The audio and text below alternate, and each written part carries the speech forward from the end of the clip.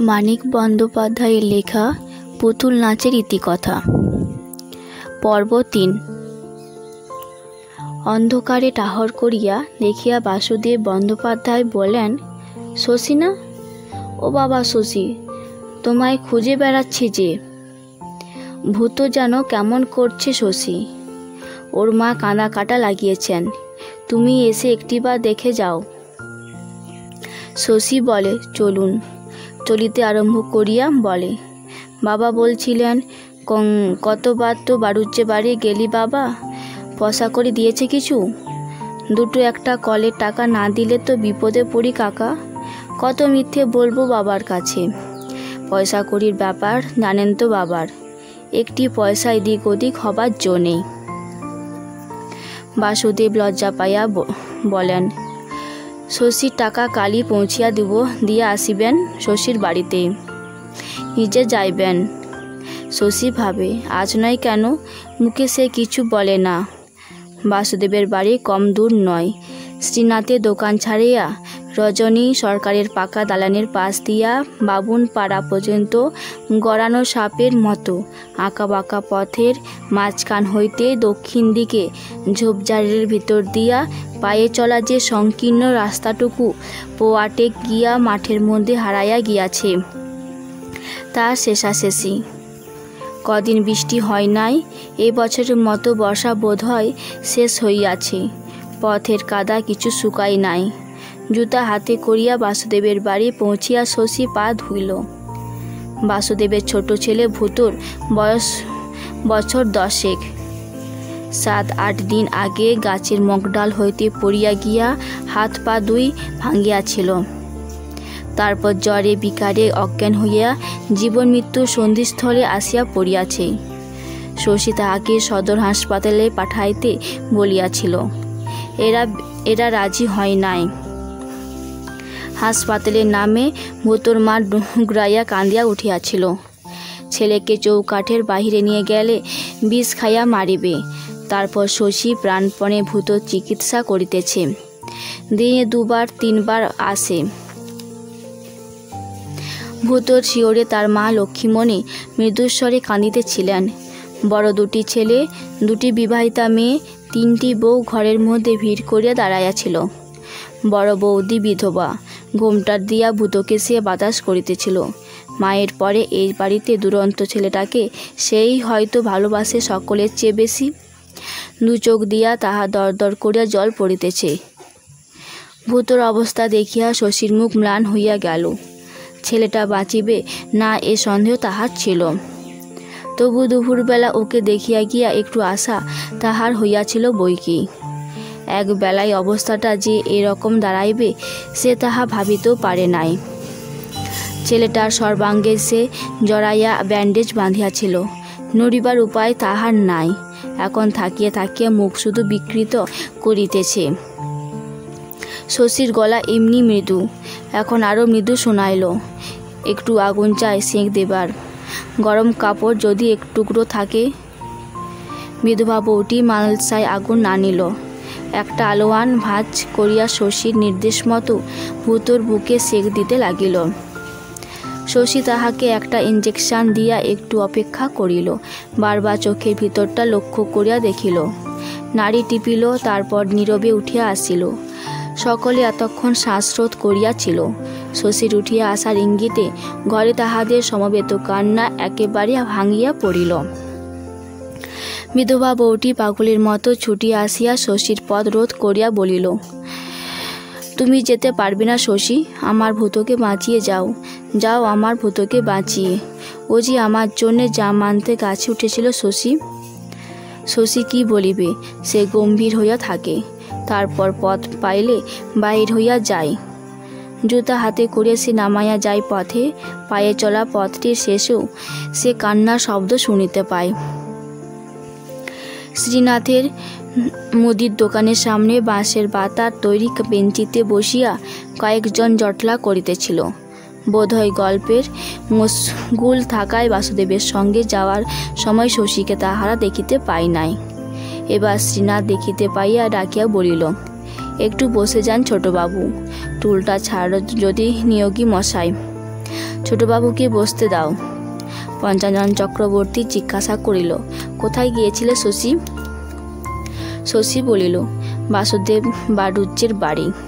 ভূত এইমাত্র মারা গেল। বটে, বাঁচল না বুঝি ছেলেটা? তবে তোমাকে বলি শোনো শশী, ভূত যেদিন পড়ল আছাড় খেয়ে, দিনটা ছিল বৃহস্পতিবার। খবর পেয়ে মনে কেমন খটকা বাঁধল। বাড়ি গিয়ে দেখলাম পাঁজি, যা ভেবেছিলাম। ছেলেটাও পড়েছে। বারবেলা হয়েছে, খতম। লোকে বলে বারবেলা, বারবেলা কি সবটাই সর্বনেশে বাবু? বিপদ যত ওই খতম হবার বেলা। বারবেলা যখন ছাড়ছে, পায়ে কাঁটাটি ফুটলে দুনিয়ে উঠে অক্কা পাইয়ে দেবে।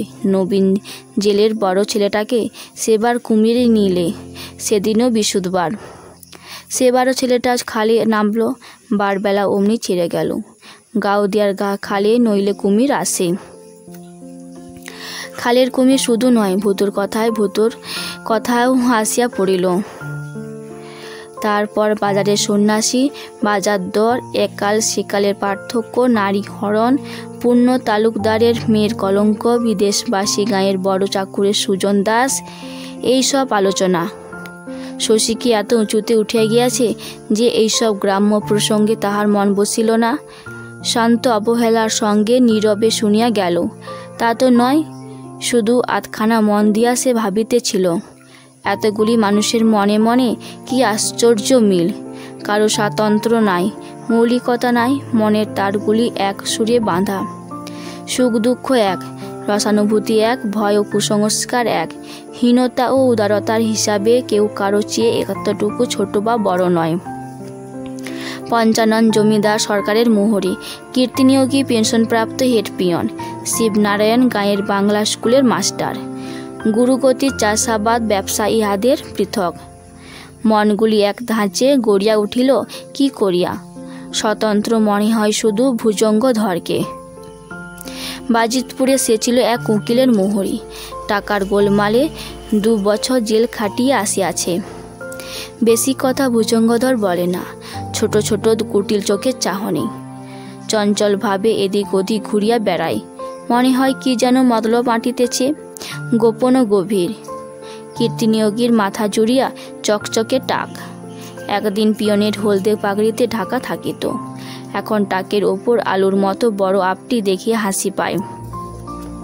ইহার প্রতি শ্রীনাথের শ্রদ্ধা গভীর, কেন সে কথা কেহ জানে না। কীর্তিনিয়োগীর কথাগুলি শ্রীনাথ যেন গিলিতে থাকে। কীর্তি একটি পয়সা বাহির করিয়া বলে, ও ছিদাম, সাবু দিও দিকি 1 পয়সার। শ্রীনাথ 1 পয়সা যতটা সাবু কাগজে মুড়িয়া তাহাকে দেয়, তাহা দেখিয়া সকলে যেন ঈর্ষা বোধ করে। ভুজঙ্গধরের সাপের মতো চোখ দুটিকে কয়েকবার পলক পড়ে না। উপরে ঝোলানো কয়েক কেরোসিনের আলোটাতে শ্রীনাথের দোকানের আলো মন্দ হয় না। দোকানের সাজানো জিনিসগুলিতে যেন একটি লক্ষ্মীশ্রী ছড়ানো থাকে।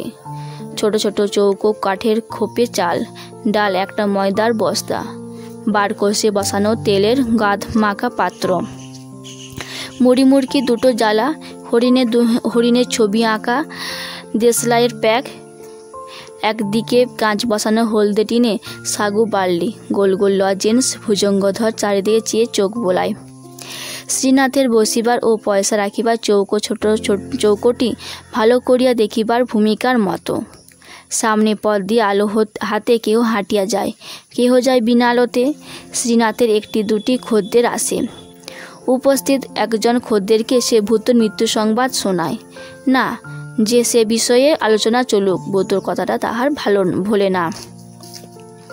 শশী উঠি উঠি করিতেছিল, এমন সময় সকলকে অল্প বিস্তর অবাক করিয়া এক হাতে ক্যাম্বিসের ব্যাগ, এক হাতে লাঠি, বগলে ছাতি, পায়ে চটি, গায়ে ওড়ানি যাদব পণ্ডিত পদ হইতে শ্রীনাথের দোকানের সামনে উঠিয়া আসিলেন। মানুষটা বুড়া, শরীরটা শীর্ণ, কিন্তু হাড় কখানা মজবুত। বিদ্যা যাদবের বেশি নয়, পণ্ডিত বলিয়া খ্যাতিও তাহার নাই। ধার্মিক ও অলৌকিক শক্তি সম্পূর্ণ বলিয়াই তিনি প্রসিদ্ধ লাভ করিয়াছেন। গৃহস্থ যোগী তিনি, সংসারী সাধক। স্পর্শ করিবার অধিকার যাহাদের আছে, দেখা হইলেই পায়ে দুলার নেয়। অপরে সাষ্টাঙ্গ প্রণিপাত করে, সাধন পথের কতগুলি স্তর যাদব অতিক্রম করিয়া আছেন কেহ জানে না। ভক্তি যাদের উচ্ছ্বসিত তারা সোজাসুজি সিদ্ধিলাভের কথাটাই বলে। যাদব নিজে কিছু স্বীকার করে না, প্রতিবাদও করে না। কায়েতপাড়ার পথের ধরে যামিনী কবিরাজের বাড়ি ও শশীদের বাড়ির মাঝামাঝি একটা ছোট একতলা বাড়িতে যাদব বোস বাস করেন। এত পুরাতন এমন জীর্ণ বাড়ি এই অঞ্চলে আর নাই। বাড়ির খানিকটা অংশ ভাঙিয়া পড়িয়াছে। এককালে চারিদিকে বোধহয় প্রাচীর ছিল, এখন ছড়ানো পড়িয়া আছে শ্যাওলা ধরা কালো ইট। যাদব বাস না করিলে বাড়িটা অনেকদিন আগেই ভূতের বাড়ি বলিয়া খ্যাতি লাভ করিত। স্ত্রী ছাড়া সংসারে যাদবের কেহ নাই। পাগলাটে স্বভাবের জন্য গ্রামের ছেলে বুড়ো যাদবের স্ত্রীকে পাগল দিদি বলিয়া ডাকে। কয়েকদিন আগে কলিকাতায় গিয়াছিলেন, আজ তাহার ফিরিবার কথা নয়। সকলে স্ব ব্যস্তে প্রণাম করিয়া বসিতে দিল। পঞ্চানন জিজ্ঞাসা করিল, হঠাৎ ফিরে এলেন পণ্ডিত মশাই? যাদব বলিলেন, গিয়েও মানুষ, শহরে মন টিকল না বাবা। শ্রীনাথ উচ্ছ্বসিতভাবে বলিল, আপনারও মন টেকাটেকির দেবতা? এই কথা যাদব হাসিলেন। উচ্ছ্বসিত ভক্তিকে গ্রহণ করিবার পদ্ধতি তাহার এই। একে একে সকলে তিনি কুশল প্রশ্ন করিলেন। পুত্র মৃত্যু সংবাদে দুঃখিত হইয়া বলিলেন, আহা, কিন্তু বিশেষ বিচলিত হইলেন না। জীবন মরণ যাহার নিকট সমান। দুরন্ত একটা বালকের মৃত্যুতে বিচলিত হওয়ার কথাও তার নয়। তবু শশীর মনে হইল সাধারণভাবে আরও একটু ব্যথিত হওয়া যাদবের যেন উচিত ছিল। কানে না শুনিতে পান একটা পরিবার এখন যে বুক ভাঙা হাহাকার উঠিয়াছে, যাদবের কি সে কল্পনা নাই? মিনিট 10 বসিয়া যাদব উঠিলেন, বলিলেন, যাবে নাকি শশী বাড়ির দিকে? শশী বলিল, চলুন। লাঠি ঠুকিয়া যাদব পথ চলেন। শশী জানে এত জোরে লাঠির শব্দ করা সাপের জন্য। মরিতে যাদব কি ভয় পান? জীবন মৃত্যু যার কাছে সমান হইয়া গিয়াছে, অথবা শুধু সাপের কামড়ে মরিতে তাহার ভয়? চলিতে চলিতে যাদব বলিলেন, তুমি তো ডাক্তার মানুষ শশী, চরক সুশ্রুত ছেড়ে বিলাতি বিদ্যে ধরেছ। কেটে ছিঁড়ে গা ফুঁড়ে মরা মানুষ বাঁচাও। ব্যাপারটা কি বলো দেখি তোমাদের? সত্যি সত্যি কিছু আছে নাকি তোমাদের চিকিৎসা শাস্ত্রে? শশী বলিল, আগে আছে বই কি পণ্ডিত মশাই, কারো একার খেয়ালে তো ডাক্তারি শাস্ত্র হয়নি। হাজার হাজার বৈজ্ঞানিক সারা জীবন পরীক্ষা করে করে সব আবিষ্কার করেছেন, নইলে জগৎ শুদ্ধ লোকে। যাদব বলিলেন, সূর্যবিজ্ঞান না জানা সব বৈজ্ঞানিক তো? আদি জ্ঞান যার নেই, পরবর্তী জ্ঞান সে পাবে কোথায় শশী? যেমন তোমরা সব একালের ডাক্তার, তেমনি সব কবিরাজ দৃষ্টিহীন অন্ধ সব। গাছের পাতার রস নিগড়ে ওষুধ করলে গাছের পাতায় ওষুধের গুণ এলো কোথা থেকে? সূর্য বিজ্ঞান যে জানে সে শেকড় পাতা খোঁজে না শশী। একখানা আতসী কাঁচের জোরে সূর্যরশ্মিকে তেজস্কর ওষুধে পরিণত করে রোগীর দেহে নিক্ষেপ করে মুহূর্তে নিরাময়। মোটা মোটা বই পড়ে ছুরি কাঁচি চালাতে শিখে কি হয়? মনে মনে শশীর আগে গ্রাম্য মনের অপরিত্যাজ্য সংস্কারে সেও যাদবকে ভক্তি কম করে না, তাই সাই না দিলেও তর্ক সে করিতে পারে না। বাড়ির সামনে আসিয়া যাদব বলেন, কলকাতা থেকে আঙুর এনেছি, দুটি খেয়ে যাও শশী। মুখে বিরুদ্ধ সমালোচনা করিলেও শশী যাদব কি স্নেহ করেন? স্নেহ ও বিদ্বেষ যার কাছে সমান। শশী বলিতে পারে না আঙুর খাওয়ার শখ তাহার নাই। যাদবের সঙ্গে ভেতরে যায়। ডাইনে বাড়ির ভাঙ্গা অংশের স্তূপ, তার পিছনে সাহাদের 10 বছরের পরিত্যক্ত ভিটা। বাড়ি কাষ্ঠের জীর্ণ কপাটে যাদব লাঠি ঠোকেন। ভেতর হইতে সারা লইয়া পাগল দিদি দরজা খুলিয়া বলেন, আজ ফিরলে কেন গো? শশী এসো নাকি সাথে? এসো, ভেতরে এসো। মুখে একটাও দাঁত নাই, তোবড়ানো গাল, পাকা চুল। পাগল দিদিকে যাদবের চেয়েও বুড়ো দেখায়। পিঠটাও পাগল দিদির একটু বাঁকে গিয়াছে, তবু শীর্ণ জরাগ্রস্ত দেহ ক্ষীণ। প্রাণটুকু লইয়া পাগল দিদি ফোগলা মুখে অনবরত হাসেন। এই ভাঙা বাড়ি, ডোবা জঙ্গল ভরা এই গাউদিয়া গ্রাম, এখানে তাহার বার্ধক্য পীড়িত জীবন সব যেন কৌতুকময়। ঘনানো মৃত্যুর স্বাদে পাগল দিদি কৌতুকময়ী। শশী বসিলে চিবুক ধরিয়া বললেন, বড় কর্তা বাড়ি ছিল না জানতে না বুঝি ছোট কর্তা? এলে না কেন গো? দূরে শাড়িটি পরে চুলটি বেঁধে কোণে বউটি সেজে যে বসেছিলাম তোমার জন্যে। আঙ্গুরগুলি যাদব ব্যাগে ভরিয়ে আনিয়াছেন। বাহির করে দেখা গেল চাপ লাগিয়ে অর্ধেক ফল গুলিয়ে গিয়াছে। ব্যাগে একটি জামা, দুখানা কাপড়, গামছা এসব ছিল। আঙ্গুরের রসে সব ভিজিয়া গিয়াছে। যাদব অপ্রতিভ হইয়া হাসেন। পাগল দিদি বলেন, দেখো দাদা বুড়োর বুদ্ধি, ব্যাগে ভরে ফল এনেছেন, কেন গামছাখানা খুলে বেঁধে আনতে পারলে না? পাগল দিদি হাসেন। মুখের চামড়া কুঞ্চিত হইয়া হাজার রেখার সৃষ্টি হইয়া যায়। আঙ্গুর খাইতে খাইতে শশী পাগল দিদির মুখখানা নীরবে দেখিতে থাকে। রেখাগুলিকে তাহার মনে হয় কালের অঙ্কিত চিহ্ন, সাংকেতিক ইতিহাস। কি জীবন ছিল পাগল দিদির যৌবনে! শশী তখন জন্মে নাই। বিশীর্ণ দেহটি যখন সুঠাম ছিল, মুখের টান করা ত্বকে যখন লাবণ্য ছিল, কেমন ছিল তখন পাগল দিদি? মুখের রেখায় আজ কি তাহা সে পড়িতে পারিবে? গুছানো সংসার পাগল দিদির। উবুর করা বাসনগুলি সাজানো, হাঁড়ি কলসির মুখগুলি ঢাকা, আম কাঠের সিন্দুকটার গায়ে ধৌত পরিচ্ছন্নতা, তিল সূচে দ্বীপটির শিখা উজ্জ্বল। এখনও ধূপের মৃদু গন্ধ আছে, আর শান্ত সব এখানে শান্ত। মৃদু মোলায়েম প্রশান্তি ঘরে ব্যাপ্ত হইয়া আছে। এ ঘরে আবহাওয়ার অমায়িকতা যেন নিঃশ্বাসে গ্রহণ করা যায়। ভাঙা হাটে যে বিষণ্ণ স্তব্ধতা ঘনাইয়া থাকে, এ তা নয়। এ ঘরে বহু যুগ ধরিয়া যেন মানুষের জ্বালা করা বেদনার হল্লা প্রবেশ করে নাই। এ ঘরে জীবন লইয়া কেহ যেন কোনোদিন হইচই করিয়া বাঁচে নাই। আর জীবন শুধু ঘুমাইয়া এ ঘরকে কে যেন ঘুম পাড়াইয়া রাখিয়াছে। বড় ভালো লাগে শশীর। সে তো ডাক্তার, আহত ও রুগ্নের সঙ্গে তার সারাদিনের কারবার। দিন ভরিয়া তাহার শুধু মাটির ছোঁয়া বাস্তবতা। শ্রান্ত মানে সন্ধ্যার জনহীন মন্দিরে বসার মতো বুড়ো বুড়ির এই নীড়ে সে শান্তি বোধ করে। শুধু আজ নয়, এখানে আসিলেই তাহার মন যেন জুড়াইয়া যায়। অথচ আশ্চর্য এই ঘরখানার এতটুকু আকর্ষণ বাহিরে যে বোধ করে না, এখানে না আসিলে সে তো বুঝিতে পারে না মনে তাহার জ্বালা বা অসন্তোষ আছে। এখানে আসিয়া সে সন্তাপ তাহার ধীরে ধীরে জুড়াইয়া আসে। এই ঘরের বাহিরে তাহার দিন, সপ্তাহ, মাসব্যাপী জীবনে তাহার এমনভাবে খাপ খাইয়া মিশিয়া থাকে যে সন্তাপ সে টেরও পায় নাই।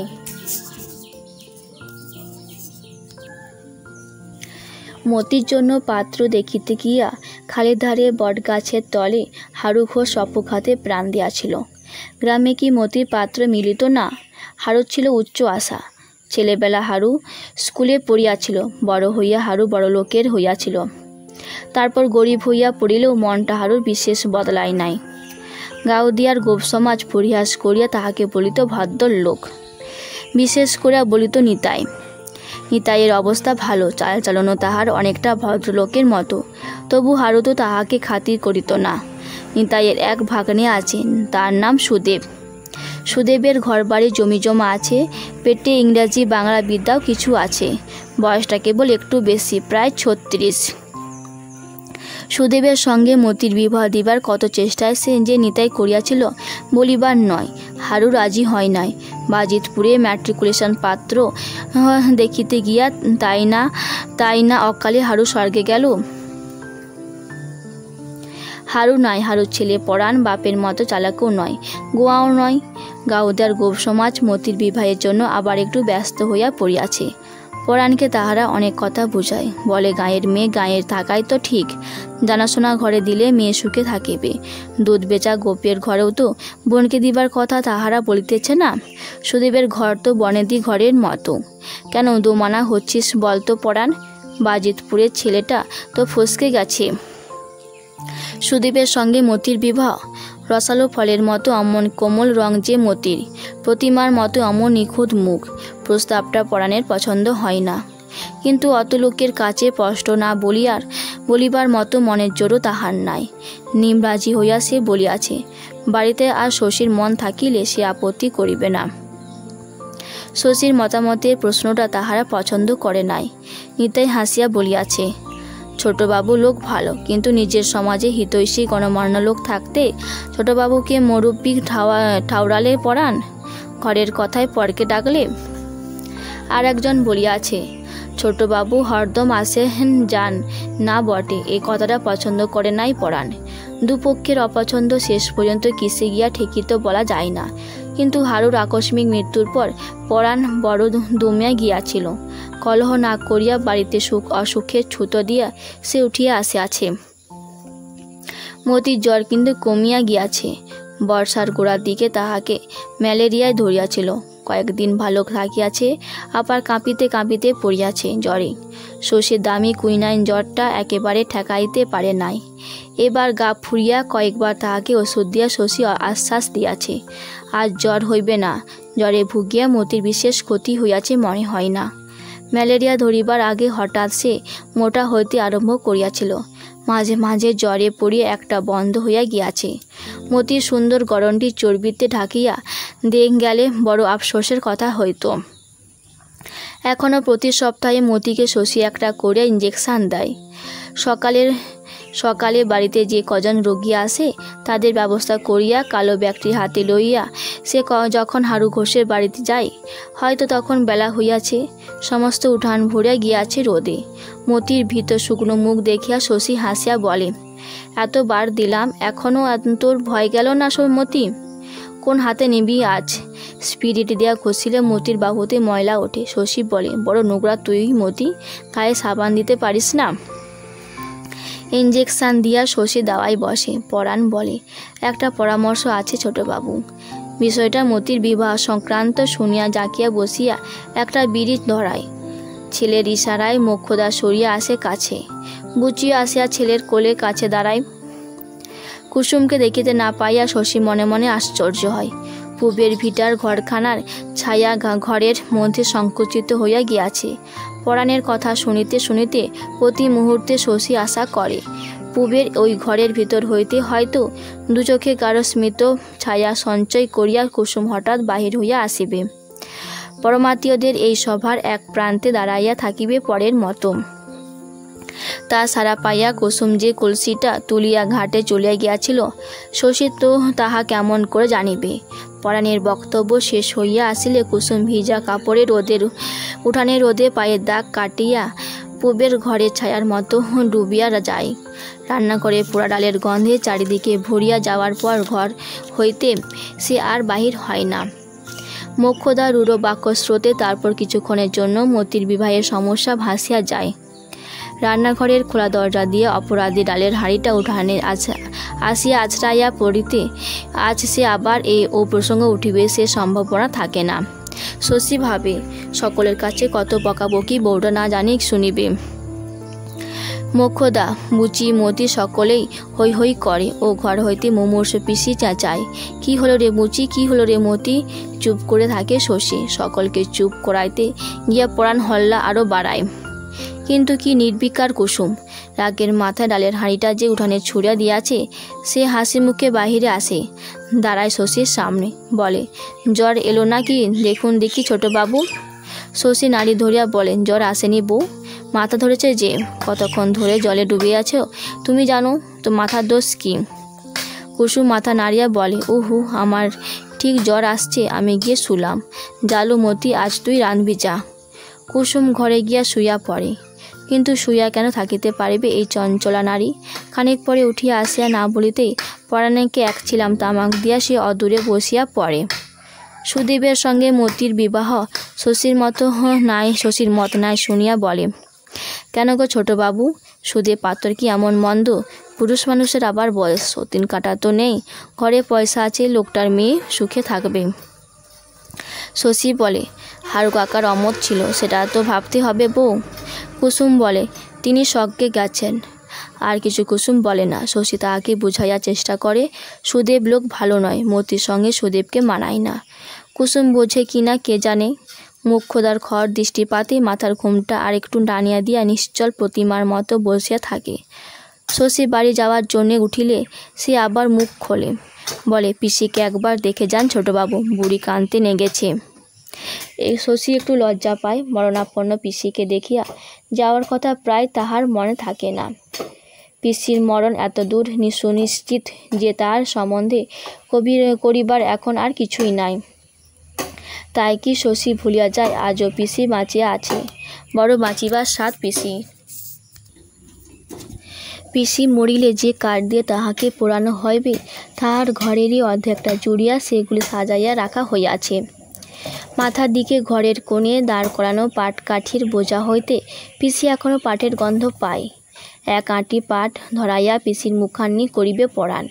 মাথার চুল পিসির অর্ধেক ঝরিয়া গিয়াছে। দেহের লাল চামড়ার তলে মাংস আছে কিনা বোঝা যায় না। পিসি তবু বাঁচিবেই। চুপি চুপি সে শশীকে বলে, ও বাবা শশী, বই দেখে ওষুধ দিয়ে দিও বাবা, দামি ওষুধ দিও। দামের জন্য ভেবো না বাবা, সেরে উঠি, ওষুধের দাম তোমায় আমি মিটিয়ে দেবো। বলে, আবার যা কিছু আছে সব তোমাকে দিয়ে যাব, তুমি ভালো করে আমার চিকিৎসা করো। তবু শশী প্রায় ভুলিয়া যায় পিসি বাঁচিয়া আছে। ইঞ্জেকশন দিবার সময় প্রত্যেকবার শশী মতিকে বলিয়াছে, আর তোর জ্বর হবে না রে মতি। শশীর আশ্বাস সত্য হইলে এবছর মতো মতিকে ম্যালেরিয়া ছাড়িয়াছে। ওদিকে যামিনী কবিরাজের বউ শশী, যাহাকে সেনদিদি বলে ডাকে, পড়িয়াছে জ্বরে। যামিনী বিখ্যাত কবিরাজ। বহু দূরবর্তী গ্রামে তাহাকে চিকিৎসার জন্য ডাকা হয়। সিদ্ধির পাতা মিশাল দিয়া যামিনী যে চ্যাবন প্রাশ প্রস্তুত করে তাহা নিয়মিত সেবন করিলে বৃদ্ধের দেহের যুবার ন্যায় শক্তি সঞ্চার হয়। মরিয়া গেলেও যামিনীর মকর ধ্বজ রোগীর জন্য জীবন আনিয়া দিতে পারে। এরপর এই জীবনকে ধরিয়া রাখিবার জন্য যামিনীরই আদি ও অকৃত্রিম আবিষ্কার মহাকপিলাদি বটিকা সেবন করা বিধেয়। এই বটিকা প্রস্তুত করিতে 3 রাত্রি সময় লাগে। ইহা কখনো প্রস্তুত হইয়া থাকে না, কারণ তৈরি করিয়া রাখিলে এই মহা তেজস্কর ওষুধের গুণ সূর্যরশ্মি আকর্ষণ করিয়া লয়। সুতরাং যামিনীর মকরধ্বজের তেজে মৃতদেহ জীবন সঞ্চার হইলেও মহাকপিলাদি বটিকার অভাবে প্রাণটুকু সে সময় টিকিয়া থাকে এমন নয়। কিন্তু সে অপরাধ কি যামিনীর? রোগীর কপাল। মহাকপিলাদি বটিকা তৈরি করিতে করিতে মৃতরোগী পুনরায় মরিয়া যাইবে বলিয়া যামিনী তাহার বিখ্যাত ও বিশিষ্ট মকরধ্বজ ব্যবহার করেন না। বলে, লাভ কি হবে বাপু, মহাকপিলাদি বটিকা তো প্রস্তুত নাই। রোগীকে না হয় বাঁচালাম, তারপর 3 দিন টেকাবো কি দিয়ে? মৃতকে যামিনীর এক লহমার জীবন দান কেহ কখনো দেখে নাই, তবু লোকে বিশ্বাস করে, 1 জন 2 জন নয়, অনেকে। যামিনী কবিরাজের বউ কিন্তু কখনো স্বামীর ওষুধ খায় না। অসুখ হইলে এতকাল সে বিনা চিকিৎসাতেই ভালো হইয়াছে। এবার জ্বরে পড়িয়া শশীকে ডাকিয়া পাঠাইল। গোপাল তখন বাড়িতে ছিল। শশীর হইয়া সে বলিয়া দিল, বলো গে, যাচ্ছে। তারপর শশীকে যাইতে নিষেধ করে দিল। শশীও বলিল, কেন যাব না কেন? গোপাল বলিল, কবে তোমার বুদ্ধি বাঁকবে ভেবে পাই না শশী। শশীও তাহা ভাবিয়া পাই না। সে চুপ করিয়া রহিল। তখন গোপাল বলিল, যামিনী খুড়ো অত বড় কোবরেজ, সে থাকতে ডেকে পাঠানোর মানেটা বোঝো। শশী বলিল, আজ্ঞে না, যুবতী স্ত্রীলোক, নানা রকম কুৎসাও শুনতে পায়। গোপালের মুখে এই কথা। লজ্জায় শশী সংকুচিত হইয়া গেল। মৃদুস্বরে সে বলিল, এসব আপনার বানানো কথা বাবা। গোপাল রাগ করিল না, বলিল, তোমার যে কি হয়েছে আজকাল বুঝতে পারি না শশী। তোমার ভালোর জন্য একটা কথা কইলে তুমি আজকাল তর্ক জুড়ে দাও। সংসারে মানুষকে ভেবে চিনতে কত সাবধানে চলতে হয় সে জ্ঞান তোমার এখনও জন্মেনি। এই তোমার উঠতি প্রসারের সময়, এখনই একটা বদনাম রটে গেলে এও কি তোমায় বলে দিতে হবে? তুমি চিকিৎসার ভার নিলে বলা বলি করবে না লোকে যামিনী কবিরাজ থাকতে? তুমি ছেলে মানুষ, তোমার কেন অত মাথা ব্যথা? সবার বাড়িতে মেয়ে ছেলে থাকে, এরপর কে আর ডাকবে তোমায়? শশী রাগ হইতেছিল, কিন্তু শৈশব ও কৈশোরের এই জমটিকে ভয় করা তাহার সংস্কারে দাঁড়াইয়া গিয়াছে। গোপালের তীক্ষ্ণ ও অপলক দৃষ্টিপাতে সে চোখ নামাইয়া লইল। গোপাল আবার বলিল, যামিনী খুড়োর ইচ্ছেও নয় তুমি ওদের বাড়ি যাও। শশী নীরবতায় গোপাল খুশি হইয়াছে। বয়স্ক উপযুক্ত সন্তানকে বশ করা জগতে এত বড় জয় আর নাই। আজকাল নানা ছোট বড় ব্যাপারে শশীর সঙ্গে গোপালের সংঘর্ষ বাঁধিতেছিল।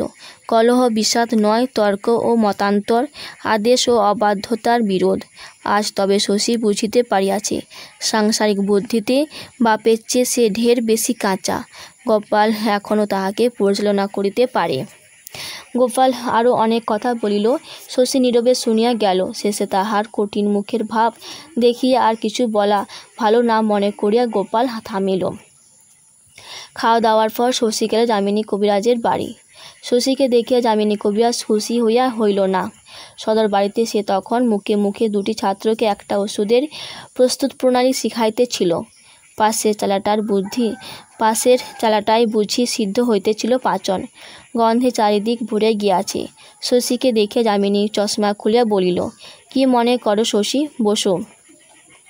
শশী বলিল, সেন দিদির অসুখ শুনলাম ঠাকুরদা, একবার দেখা করে যাই। অসুখ? যামিনী হাসে। কার কাছে শুনলে? জ্বর বুঝি হয়েছিল একটু কাল? না রে কুঞ্জ, আজ অসুখ কোথা? তবে বুঝি কোনো কাজে ডেকেছেন? বলে শশী ভেতরে গেল। সেন দিদি শুইয়া ছিল। আচ্ছন্ন অসুস্থ মৃতকল্প সেন দিদি। গায়ের রং উজ্জ্বল রং হইয়া হাতের অনন্তের রঙের সঙ্গে মিশা গিয়াছে। সারা গায়ে আরও সব অস্পষ্ট চিহ্ন শশী যা চেনে। শশীর মুখ শুকাইয়া গেল। শরতের গোড়ায় এই রোগ সেনদিদি পাইল কোথায়? গাউদিয়া গ্রামে, কলিকাতা শহরে, দেশে বিদেশে কোথাও শশী যার মতো রূপসী দেখে নাই। শুধু রূপের জন্যই হয়তো যে মিথ্যে কলঙ্ক কিনিয়াছে, একই রোগ ধরিয়াছে তাহাকে।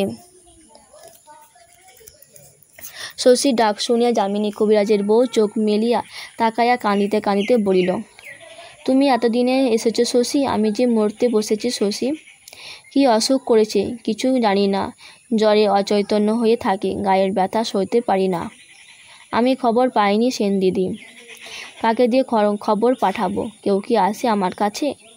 সেন দিদি চোখ মেলিতে পারে না, চোখের কোণ দিয়ে জল গড়াইতে পড়ে। শশী বিছানায় বসে সেন দিদির গায়ের তাপ পরীক্ষা করে। কি করিবে ভাবিয়া পাই না। যামিনী অসুখের কথা গোপন করিবার চেষ্টা করিয়াছিল। এ পর্যন্ত চিকিৎসারও হয়তো কোনো ব্যবস্থা হয় নাই। আজকাল তাহার কি হইয়াছিল? সেন দিদির খবর লইত না কেন? এই মলিন দুর্গন্ধ চাদরে আজ কতদিন না জানি তাহার সেন দিদি বিনা চিকিৎসায় পড়িয়া আছে। এতটুকু সেবা করিবার কেহ থাকে নাই। শশী কিছু বুঝিতে পারে না যে রূপের জন্য পৃথিবীর লোক উন্মাদ। স্ত্রীর যে সৌন্দর্য মানুষ তপস্যা করিয়া পায় নাই, যামিনী তাহা পাইয়াছে। বুড়ো বয়সে সে তো স্ত্রীর দাস হইয়া থাকিবে। কি জন্য তাহার এই বিকৃত নিষ্ঠুর অবহেলা? কে জানে, হয়তো সীতা আর হেলেন আর ক্লিওপেট্রার মতো যার অসাধারণ রূপ থাকে, তাকে ঘিরিয়া খাপছাড়া কাণ্ডই ঘটিতে থাকে জগতে। খানিক পরে যামিনী ঘরে আসিল। মুখ ভার করিয়া বলিল, এখনও তুমি বসে আছো শশী? আমি ভাবলাম তুমি বুঝি চলে গেছ। শশী বলিল, ঠাকুরদা বাইরে আসুন একবার। বাইরে গিয়ে বলিল, সেন দিদির অসুখ কি আপনি ধরতে পারেননি ঠাকুরদা? যামিনী কবিরাজ বলিল, হাসির কথা বললে বটে শশী, 40 বছর কবরেজি করছি। 3টে জেলায় যামিনী কবিরাজের নাম জানে না এমন লোক নেই। আমায় তুমি শোধচ্ছ? রোগ ধরতে পারিনি, এক নজর তাকালে রোগ নির্ণয় হয়। উহার হয়েছে ম্যালেরিয়া। ম্যালেরিয়া নয় ঠাকুরদা, বসন্ত। শশী বলল, হ্যাঁ বসন্ত, শরৎকালে বসন্ত, বলিল যামিনী কবিরাজ। বলিল বটে, যামিনীর মুখে কালি পড়িয়াছে কিসের? শশীর কাছে যামিনী যেন অভিনয় করিতেছে, একটা পাণ্ডুর ভয় আর কালো চিন্তার রাশিকে গোপন করিবার অভিনয়। শশী কড়া সুরে বলিল, আমি সেন দিদির চিকিৎসার ভার নিলাম। ছি, আজ পর্যন্ত কিছুই করেননি। খাই নাকি আমার ওষুধ? শশী ঘরে গিয়া বসিল। কিভাবে যামিনীও ঘরের মধ্যে গিয়া দাঁড়াইয়া রহিল। শশী দারুণ বিপন্ন বোধ করিতেছিল, আর বিষণ্ণতা। কয়েকদিন আগে সাতগাঁয়ে সে একটি বসন্তের রোগী দেখিতে গিয়াছিল। তাহাকে শশী বাঁচাইতে পারে নাই, বাঁচাইবার চেষ্টাও সে করিতে পারে নাই। তাকে ডাকা হইয়াছিল একেবারে শেষ মুহূর্তে। শেষ পর্যন্ত রোগীর চিকিৎসা করেছিল সাতগাঁর কবিরাজ যামিনীর পূর্বতন ছাত্র ভূপতি চরণ। শশীর হঠাৎ মনে পড়িয়াছে সেই রোগীটি মারা যাইবার পর যামিনী হাসিয়া বলিয়াছিল, আমার ছাত্র যাকে ছাড়পত্র লিখে দিল তাকে বাঁচাবে শশী, আমাদের শোষে।